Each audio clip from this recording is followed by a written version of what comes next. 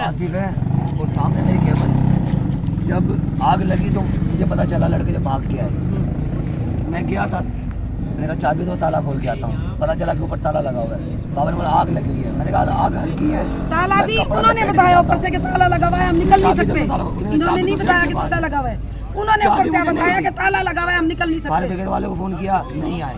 फिर मैं खुद भाग के गया फायर ब्रिगेड वाले के पास, उनके हाथ जोड़े, फायर ब्रिगेड वाले नहीं आए।